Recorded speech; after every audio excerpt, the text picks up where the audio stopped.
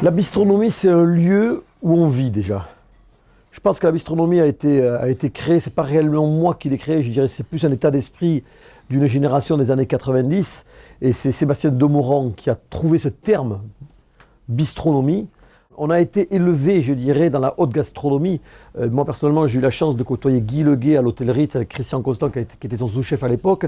Après, de passer au Crillon avec Christian Constant comme sous-chef. Ils nous ont élevés dans la réflexion de dire, quoi qu'on fasse, on va le faire avec de la qualité.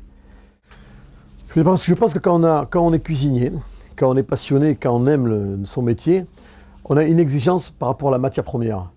Et la matière première, ce n'est pas simplement la matière première qu'on met dans l'assiette. C'est l'ensemble qui va jusqu'à l'art de la table. Et le couteau est un des éléments principaux.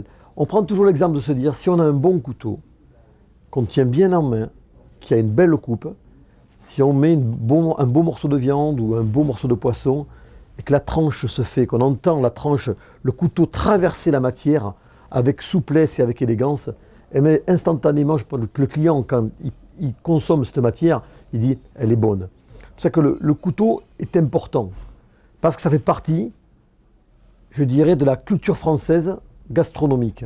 Je suis très attaché à ce Made in France, parce que la France, on est un terroir d'artisans.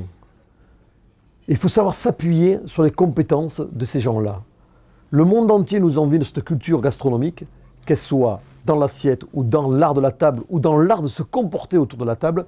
Eh bien, il faut savoir mettre ça en valeur. Et je crois que les artisans, c'est notre devoir quotidien de s'appuyer les uns sur les autres.